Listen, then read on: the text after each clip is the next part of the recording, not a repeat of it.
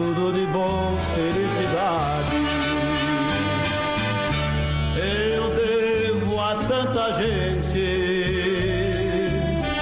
a razão do meu problema. São 11 horas e mais 52, já vou arredondar, 11 horas e 52 minutinhos agora. 11h52 eu vou fazer o seguinte, eu vou colocar no ponto final, no Voz do Povo desta segunda-feira, dia 29 de maio de 2017, para estabelecer desde já o colóquio com o Caio Bortolã, que está chegando por aqui na manhã desta segunda-feira para apresentar o Educador a meio-dia. E digo bom dia para você, Caio Bortolã. Bom dia, Ivan. Bom dia para todo mundo que nos ouve ver nessa segunda-feira de outono, de céu azul e de sol, pelo menos aqui, não é? Porque no Rio de Janeiro, desde ontem, nevoeiro na cidade, nevoeiro do aeroporto de Santos Dumont, atrasando em até 9 horas alguns voos, e em São Paulo também, em Congonhas também. Onde tinha muito nevoeiro aqui era em Rio Claro, né? Aliás, um nevoeiro lá de Rio Claro até virou prefeito, né? Não foi um nevoeiro que teve na cadeia, um nevoeiro? Ele próprio. Não foi? Ele despachava da cadeia. Eu cuidava da cidade de dentro da cadeia. Parece que foi um nevoeiro, né? Parece que o povo... Parece que o povo gosta? Gosta desse tipo de coisa, né? Gosta de nevoeiro. Gosta desse tipo de coisa. Um político despachando, um prefeito despachando da cadeia e mantendo, né, Ivan? Desgraçada. Eu tô me embananando aqui com o celular. Pronto. Agora sim. Despachando da cadeia e ainda exercendo o seu poder político e popular em Rio Claro, com o respaldo do povo, e o povo dando crédito a um presidiário, né? À época. Infelizmente essas coisas acontecem, né, aqui no Brasil. Não é só no Brasil, né? Não é só no Brasil que essas coisas acontecem, não. Mas, enfim, aqui no Brasil acontecem mais regularmente, né? A gente acaba escolhendo muito mal os nossos governantes. Eu não sei dizer se a gente é que se ilude, ou se eles é que nos enganam, ou se são as duas coisas juntas, mas vira e mexe a gente dá com os burros na água. O brasileiro não age de má fé, a maioria, pelo menos, não age de má fé. Acho que o brasileiro age de boa fé. Tenta acertar, né? Tenta acertar. E se decepciona, como você já se decepcionou muitas vezes, eu também, quem está nos ouvindo e vendo agora, também. Não é um privilégio meu nem seu. É algo que já aconteceu na vida de cada um. A gente vai lá, vota no cidadão ou na cidadã, acreditando que aquilo sim é a solução, e o que se revela não é isso, não é, Ivan? Lamentavelmente. O brasileiro não age de má fé. Os políticos brasileiros, muitas vezes, na maioria delas, agem de má fé. O fato é que eu continuo insistindo, o voto obrigatório acaba fabricando esse tipo de situação, né? Porque você é obrigado a votar, a pessoa que não liga para a política, a pessoa que não se informa. Quantas vezes eu já vi indo para o posto de votação onde eu voto, a pessoa se abaixa, pega no chão qualquer papel lá, porque eles fazem aquela maçaroca de papéis, a pessoa abaixa, pega lá, olha o nome do fulano, o número do fulano, leva de cola, porque cola pode levar na votação, e vota... Vota por votar, para não ter que pagar aquela multa que também não é alta, não é? Uma multa de R$3 ou R$4 para quem não vota. Então, mas você tem essa opinião sua, já manifestada aqui diversas vezes, de que o voto não obrigatório seria uma depuração, uma maneira de se depurar o voto no Brasil. E eu já, por diversas oportunidades, também nesta condição aqui, nessa manifestação, eu me posicionei contrário. E eu uso como exemplo, posso usar como exemplo, por exemplo, recente, nos Estados Unidos. Nos Estados Unidos o voto não é obrigatório, comparece quem quiser, vai quem quer. E os americanos elegeram agora o Trump, não é, que provocou lá nos Estados Unidos uma polêmica danada, a eleição do Trump, né? Você vê que até agora tem movimentos lá nos Estados Unidos tentando, de alguma maneira, conduzir a um impeachment do presidente. Agora, e não vão conseguir. Pois é, mas para você ver a insatisfação de uma grande parcela dos americanos em relação à eleição desse cidadão. Mas isso é coisa de mal perdedor, não é? Porque o processo eleitoral Nos Estados Unidos ainda é diferente. Aqui elege-se pelo voto direto. Lá tem a coisa dos colégios eleitorais. E cada colégio eleitoral tem um peso diferente. Então é possível que aconteça como aconteceu do Donald Trump ter menos votos, como teve, do que a Hillary Clinton, e ser o presidente dos Estados Unidos. Então isso pode e demanda e enseja algumas polêmicas, porque seria como numa eleição o Ivan ter 1000 votos e eu ter 700 votos e por conta do colégio eleitoral eu estar eleito. Não faz o menor sentido, né? Ganha quem teve mais votos. Aqui no Brasil ganha quem tem mais votos. No primeiro turno, se alguém teve 50% mais um voto, esse candidato é eleito. No segundo turno, ganha quem tem mais votos. Nos Estados Unidos, o que dá margem a essa celeuma toda é o fato do colégio eleitoral, pelo colégio eleitoral, nem sempre o candidato mais votado ser eleito. Aí dá margem realmente. Agora, numa eleição, aqui vota, digamos que fosse assim, aqui vota quem quiser. O voto é facultativo e a eleição é direta, duvido que tivesse alguma polêmica, porque quem recebeu mais votos foi quem se elegeu. Aqui no Brasil tem isso no coeficiente eleitoral, né? Nas eleições, não na majoritária, na proporcional. Na proporcional acontece, né? Posso citar até o Bruno, meu irmão, como exemplo. O Bruno foi o 13º mais votado na eleição de 2012 e ficou numa suplência, né? 8 dos vereadores eleitos naquela oportunidade foram menos votados do que ele. Então, e assumiram as suas cadeiras na Câmara Municipal. Mas eu não sei se é só coisa de mal perdedor, não. É que na verdade, o Trump, apesar dele não ser um burrão, como alguns fazem crer que seja, né? Que de burrão ele não tem nada, muito pelo contrário, mas ele não honra, né, a galeria dos presidentes dos Estados Unidos, que já teve algumas coisas assim a se lamentar, né? Como, por exemplo, George Bush filho, profundamente lamentável. Mas o Trump... Ronald Reagan era um ator, como Arnold Schwarzenegger, governador da Califórnia por 2 vezes. O único caçado na história, né? O Nixon, sim, não é isso? Quer dizer, teve umas porcarias lá também. Mas o Trump, vamos e venhamos, eu acho que aí você vai concordar comigo, não é um cara que vai honrar a galeria dos ex-presidentes dos Estados Unidos da América do Norte. Não, né? Não vai, mas certamente não vai fazer loucura, Ivan. Ele sabe que o homem que tem sob seu comando... eu não sei qual é o nome disso, mas é uma caixa, que nessa caixa, você abrindo a caixa, tem um botão, é um mecanismo que você, apertando nesse botão, você explode grosseiramente, tá? Você explode o mundo, né? Você deflagra uma terceira guerra mundial. Então, ele tem de ser responsável, né? Ele pode ser o que for, mas ele não é um maluco. Burrão ele não né? é. Burrão não. Evidentemente não é. Um homem muito inteligente e é um homem que não vai se meter a besta, porque ele sabe que se metendo a besta, tirando toda a questão midiática, não é? Tudo que ele a briga com a imprensa, tudo que ele simula, né? Tudo que ele teatraliza, na prática, meu amigo, é o presidente da maior potência do mundo. Agora, não vai meter os pés pela dentro, não pode fazer isso. Ele né? não é um burrão. Agora, em termos políticos absolutos, é um chucro, né? Porque teve uma imagem dele agora essa semana, fim de semana, dele num encontro de cúpula. Ele puxa o assessor, né? Rapaz do céu, ele deu um chega pra lá no cara, pra sair na foto na frente de todo mundo. Imagina, naquela hora ele se colocou. Imagina o presidente dos Estados Unidos sair na parte de trás da foto. Não, o presidente dos Estados Unidos tem que sair na frente. E um homem vaidoso, né? Como é Donald Trump. Deu um chega pra lá no cara, meu. Eu vi a deu cena. Deu uma trombada no cara. Eu vi a cena. Que isso? Sai daí que aí é meu lugar, né? Nossa, que mas isso? Os políticos em geral são vaidosos. Em termos, né? Não, mas em termos, são vaidosos. Mas em termos absolutos, você na definição do melhor da política, o cara é um chucrão, um cavalo. Não se faz isso, né? Tem uma observação aqui do ouvinte Rogério Francisco. Aliás, estamos em todas as plataformas, no rádio, na internet, no Facebook, no YouTube, no celular, no tablet, no smartphone. Você pode nos ouvir e ver da maneira como preferir.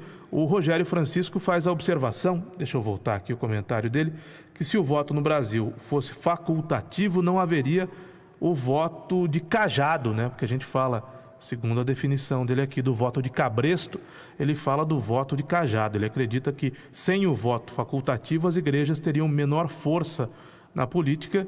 O voto de cajado não iria continuar. Eu tenho dúvida. E os eleitores ficariam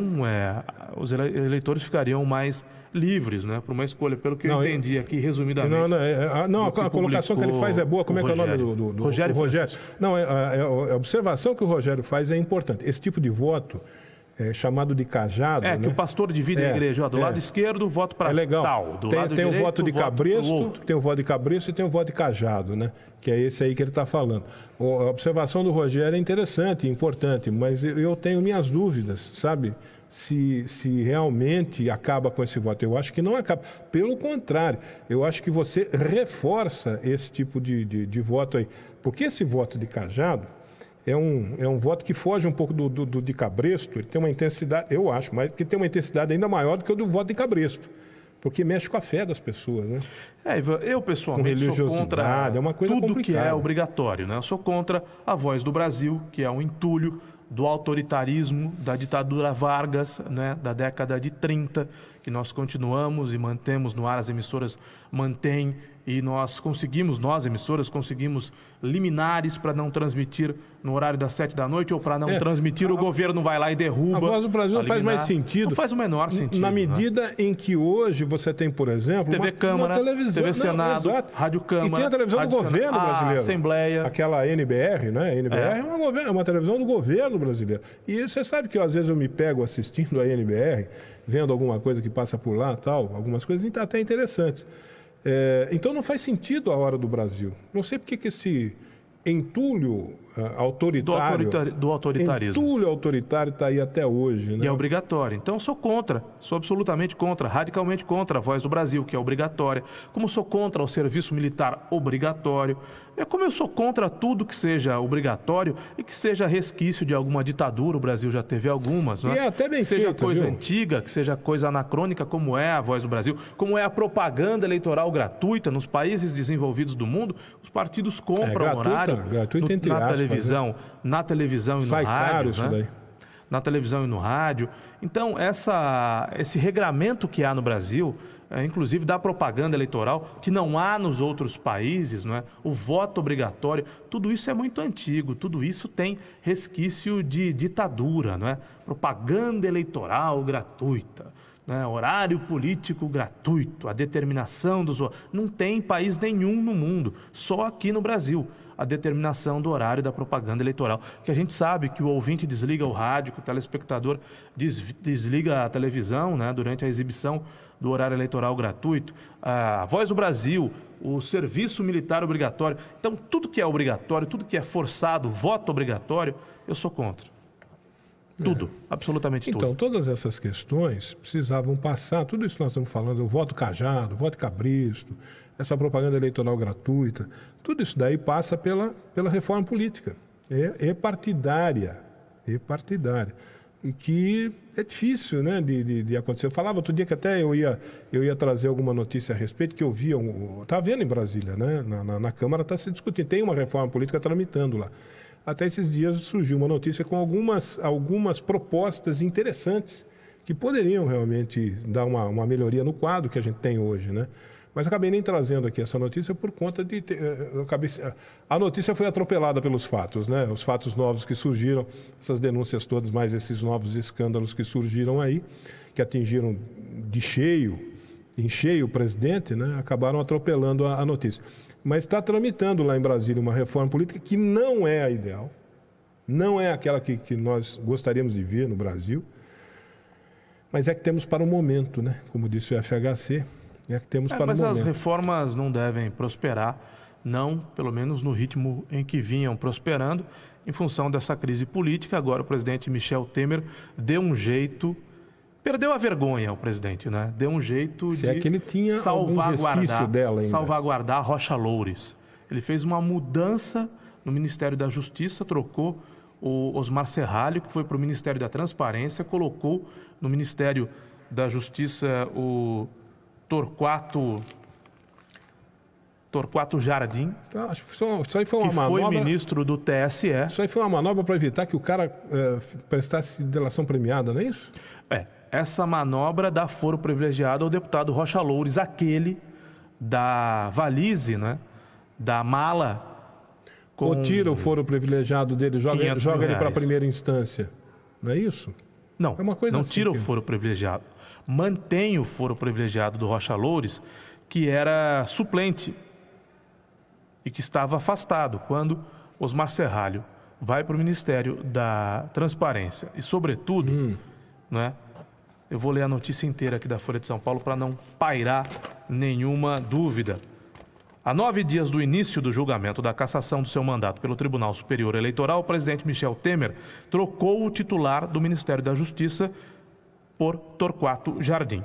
Ele ocupava a transparência e substituiu Osmar Serralho, que ocupava a justiça. Com a mudança, o PMDBista pretende melhorar sua interlocução no TSE, do qual Torquato já foi ministro, e com o Supremo Tribunal Federal responsável por conduzir inquérito contra Temer. Ou seja, o Temer está pensando em si mesmo, não está pensando no Brasil. Ele está segurando-se ao cargo, né? Está abraçado na cadeia, não quer renunciar, o que seria melhor para todos nós, e quer manter a qualquer custo o seu cargo de presidente. Serralho vinha sendo criticado por lentidão nas decisões, ou seja, isso é obstrução da justiça, né?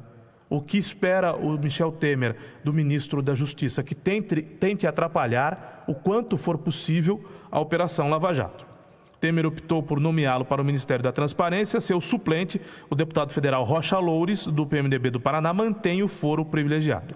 Ele foi acusado de receber propina em delação premiada da JBS. Está sendo investigado no Supremo, no mesmo inquérito que investiga o presidente Michel Temer.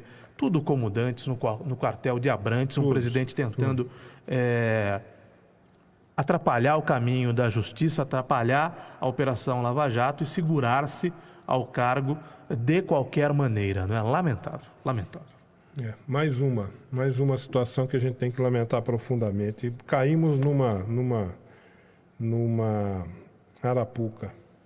Repete-se o quadro de quando a ex-presidente Dilma nomeou o Lula para garantir ao Lula foro privilegiado, para evitar que o Lula fosse preso, né?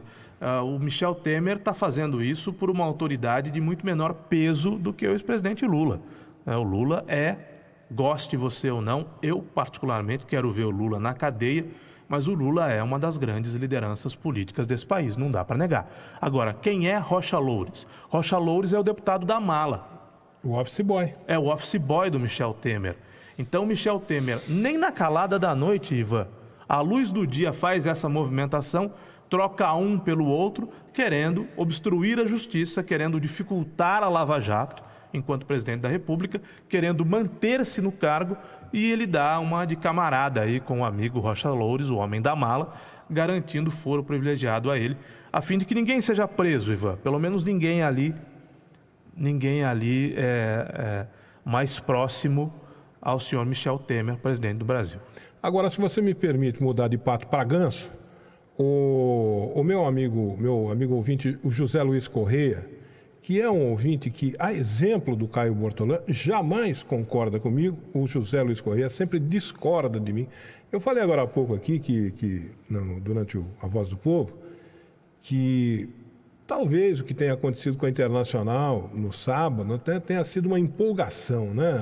O pessoal se empolgou com aquele público maravilhoso, né? Clima de festa antecipado. Pois é, já estava com a mão na taça.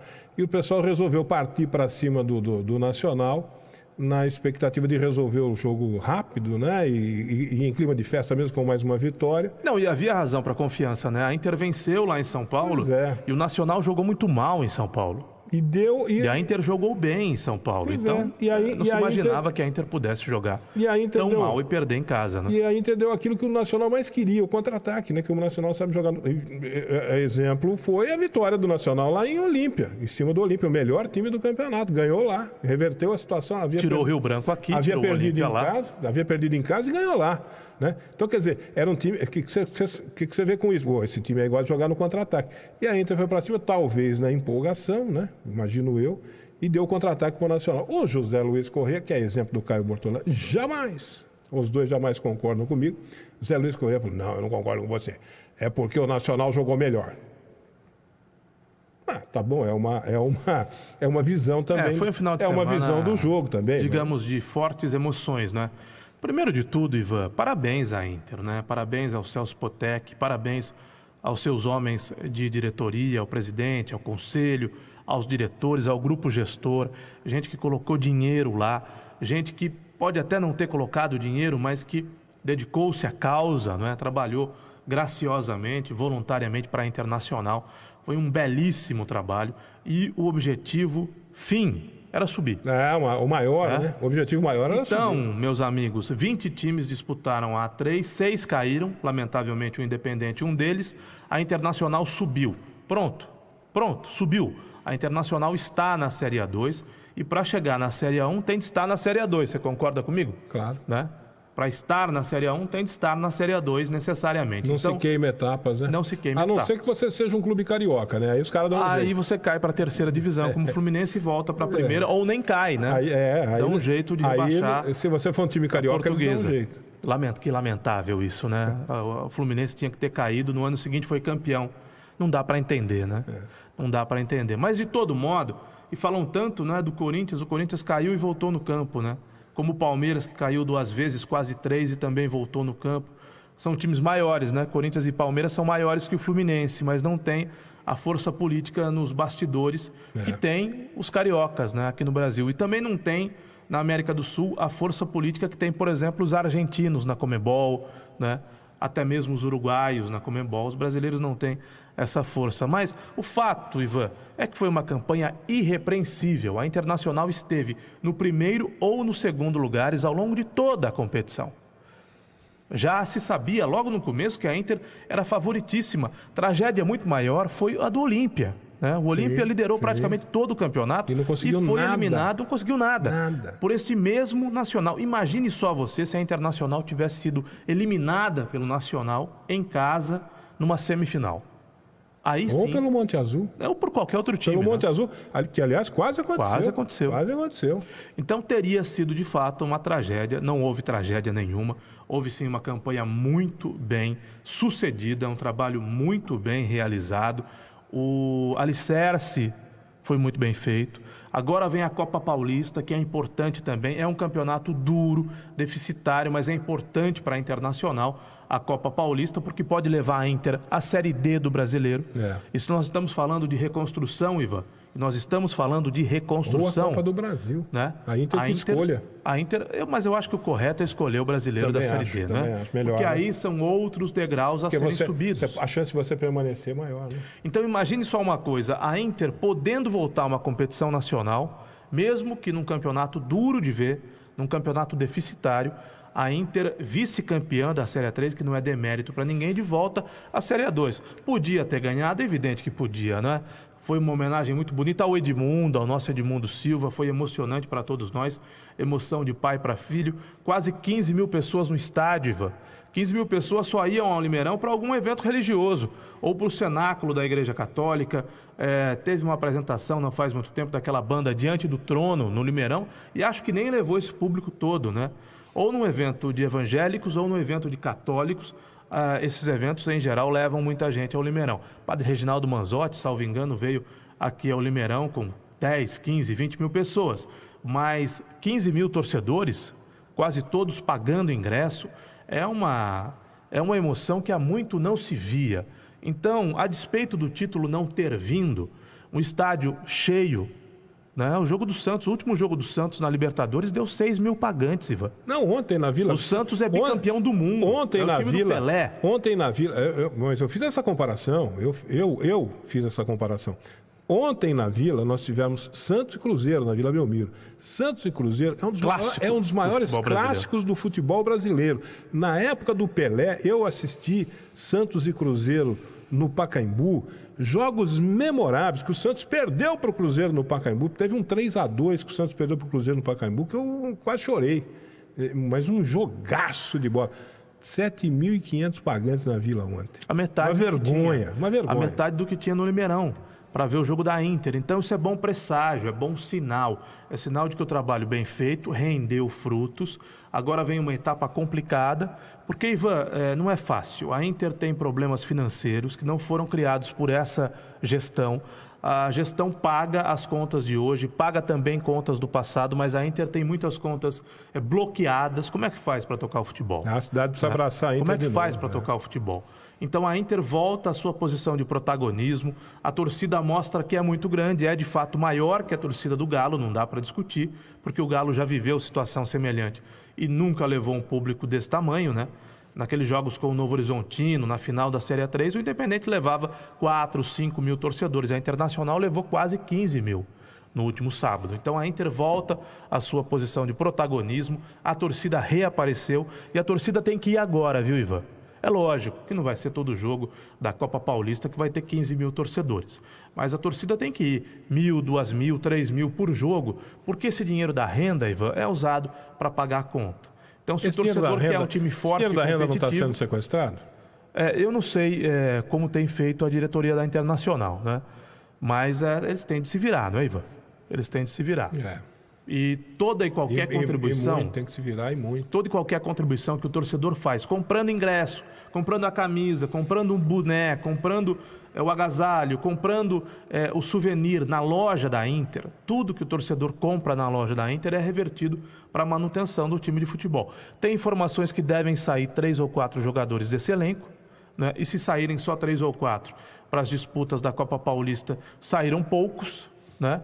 E a Copa Paulista vai servir para preparar o time, primeiro para a Série A2 no ano que vem e para, quem sabe, recolocar o time numa competição nacional. Parabéns a todos, parabéns mais uma vez ao Celso Potec, um abraço a todos, leoninos, diretores da Inter, parabéns pela campanha, por trazerem de volta a esperança do torcedor leonino, por trazerem de volta a Inter a uma posição de protagonismo no futebol de São Paulo. Ano que vem é um campeonato muito duro, que vai precisar da colaboração de todos novamente, mas vamos pensar agora no próximo degrau a ser subido, que é a Copa Paulista. A cidade precisa abraçar a Internacional. Piracicaba, tem lá o 15 de Piracicaba. O piracicabano é um apaixonado por futebol e é um apaixonado pelo clube da sua cidade, o 15 de Piracicaba, que apesar de lá tem um só, né? Pois é, tudo bem, mas apesar de não ser um clube que tenha... os títulos, mas não passa nem perto da quantidade de títulos que a Internacional tem, né?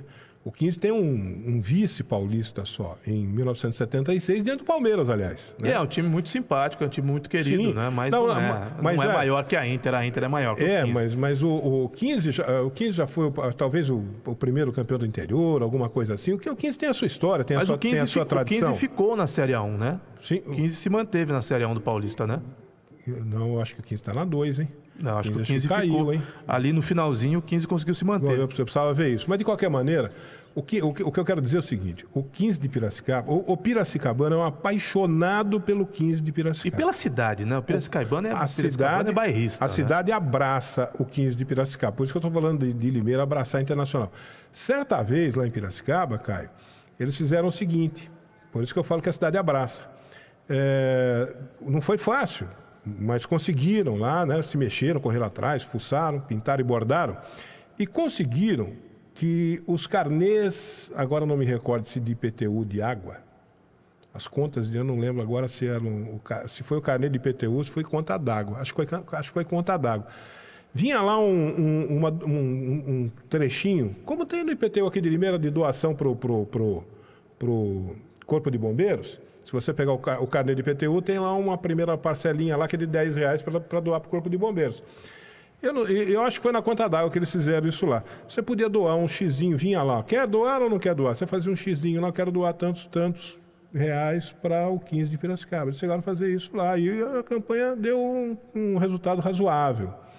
Claro que esse é apenas um exemplo. Há outros, né? Há outras medidas, há outras ações que podem ser desenvolvidas aqui em Limeira. Com o duro é que nós temos aqui 2, né? Se você faz para Internacional, né? O Independente vai querer também, né? O prefeito Mário Botion, ter que fazer, o prefeito Mário Botion é galista. O duro é isso, né? Não, o prefeito Mário Botion é galista. O vice-prefeito Júlio César é leonino. Você tem razão. Se a prefeitura for fazer alguma coisa para um, tem que fazer para o outro. Tem que fazer para o outro. Do princípio de isonomia. Mas né? agora há uma flagrante diferença de pesos e medidas, né?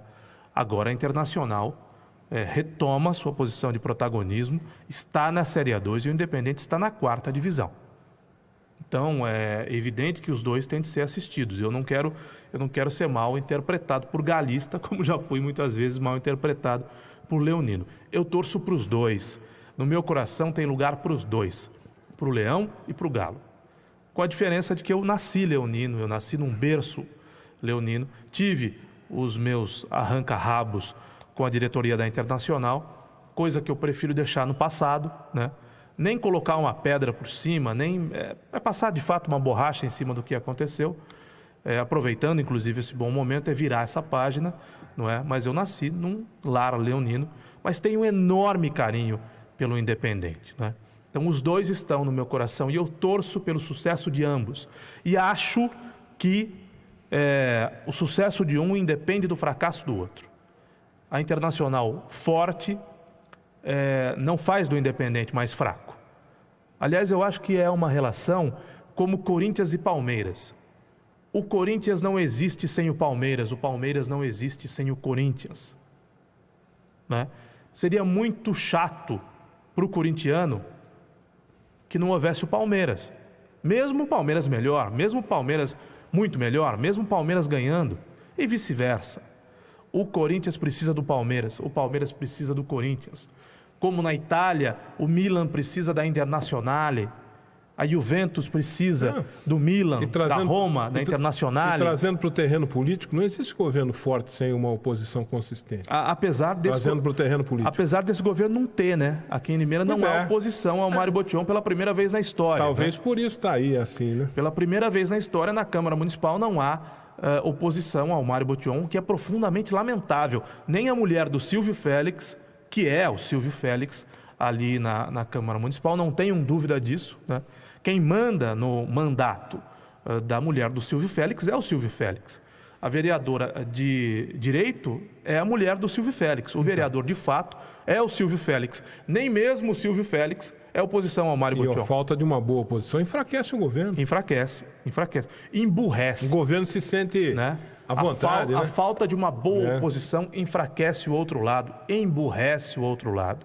No futebol, meu amigo Ivan, minha gente que nos acompanha agora em todas as plataformas, o Galo precisa do Leão, o Leão precisa do Galo.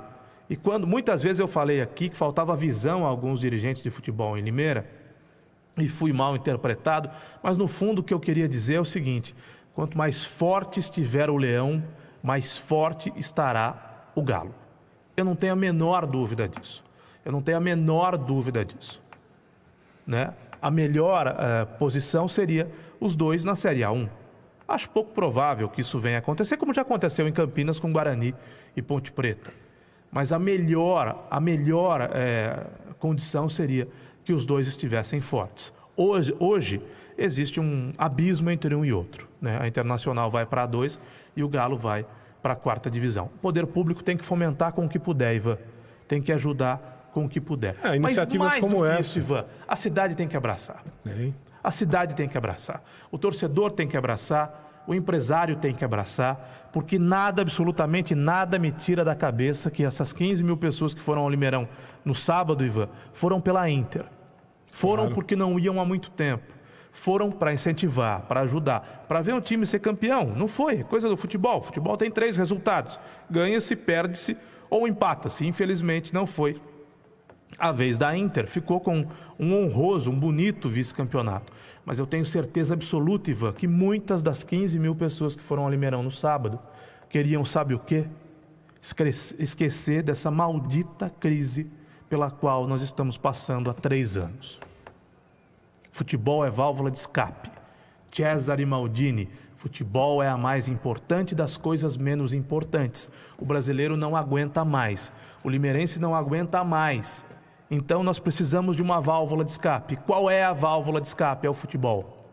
É lá que o torcedor extravasa, é lá que o torcedor desopila o fígado, é lá que o torcedor entra bravo, carrancudo, chateado com os problemas, e é de lá que ele sai muito melhor do que ele entrou, mesmo quando o time perde. Eu tenho certeza que o leonino saiu feliz e satisfeito do estádio no sábado, mesmo com o vice-campeonato. Então, o homem público, Ivan, tem de olhar para isso. Quando a gente fala que tem de cuidar dos espaços públicos, é porque quando o cidadão gosta mais da cidade e convive mais nos espaços públicos, ele fica menos irritado, ele dá menos problema, dá menos gasto com a saúde pública.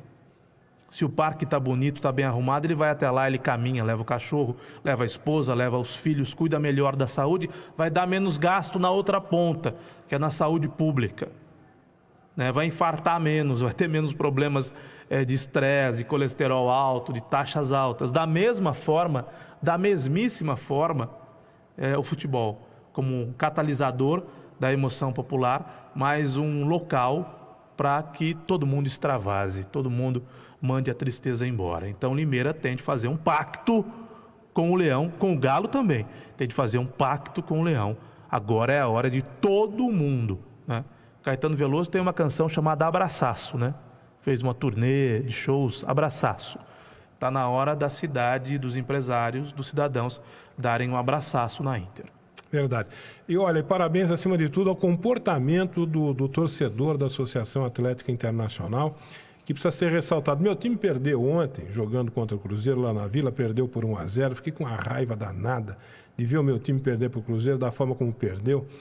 E o torcedor da Internacional não, né? No sábado à noite aplaudiu o time, cantou o nome do time depois da derrota, né? Perdeu o título, mas o torcedor não perdeu o amor pelo time, né?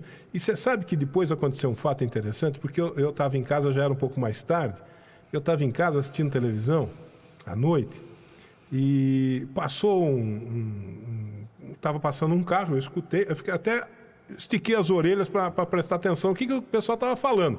Passou um carro com um grupo de jovens dentro, percebi que eram jovens, gritando Leão, Leão, Leão, não sei o quê. E eu apurei os ouvidos para escutar, falei, pô, será que os caras estão, né, criticando o Leão alguma coisa, né, tal? Não, os caras estavam gritando, sabe o quê? Vai, Leão! Vai, Leão! Vai, Leão!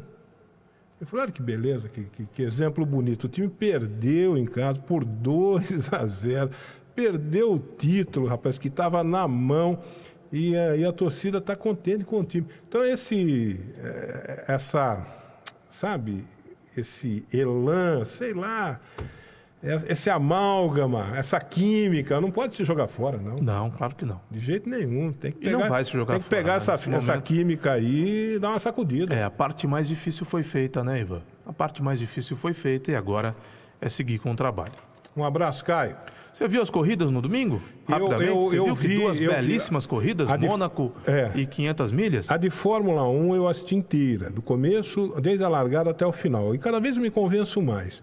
Mônaco é uma corrida que só tem sentido na Fórmula 1 atual por conta da tradição de Mônaco, da beleza de Mônaco. Nem se fale, né? Mas do ponto de vista da competição, não tem mais... A única razão que a gente assiste hoje uma corrida de Mônaco, do ponto de vista do automobilismo puro, é para ver um acidente como aquele que eu nunca tinha visto na minha vida, o carro ficado de lado lá na boca do túnel. Do Verlaine. Né? A única razão pela qual você assiste uma corrida de Mônaco hoje, porque ela não tem uma ultrapassagem, se decide no boxe, é uma coisa sem... Mas, enfim, vale a tradição, claro, e a gente não vai deixar isso de lado, que é o porquê de Mônaco, né? E a Indy é aquela coisa da Indy, né? Corridaço, hein? Corridaça, e olha que quase que o Brasil ganha de novo. Quase que o Brasil ganha de novo, mas quase que o carro do Scott Dixon, que foi catapultado, né? Nossa, que cai acidente. Na cabeça do Hélio Castro Neves, né? Rapaz, que acidente. Brasileiro, Hélio Castro Neves. Ali, bom, e falar em acidente, ali não tem igual, né? Ali é o palco dos acidentes, né? É o grande espetáculo do automobilismo mundial, né, Indianápolis. Coisa. Que corridaço, o brasileiro chegando em segundo, quase em primeiro, pela primeira vez ganhou o japonês. Eu não. Takuma Sato. Eu não assisti a corrida inteira, porque foi no horário do jogo do peixe, eu fiquei assistindo na hora do jogo do peixe, eu fui pro peixe, né? Mas eu assisti boa parte da corrida e realmente estava muito legal. E ver ali o Hélio quase ganhando a corrida de novo foi bacana. Pois é, Takuma Sato, que encheu seus bolsos em quase 3 milhões de dólares. Uma boa ganhar em Indianápolis, né? E o Alonso, que é um piloto... Que pilotaço, Alonso, é um piloto, né? Excepcional. Maravilhoso mesmo, né? O cara, pela primeira vez, correr naquela pista lá e obter o resultado que ele obteve. Ele chegou a liderar a prova. Liderou a prova por vários momentos. É que o motor foi para o espaço, né? Porque se não tivesse ido para o espaço, provavelmente Fernando Alonso terminasse ali no quarto, no terceiro lugar, no quinto lugar. Entre os 5 primeiros estaria certamente Fernando Alonso. Foi legal, foi bacana. Foi realmente um final de semana, como eu disse aqui na sexta-feira, para ser sorvido. E foi. É isso aí. Um abraço. Até amanhã. Até amanhã. Boa tarde, Educadora.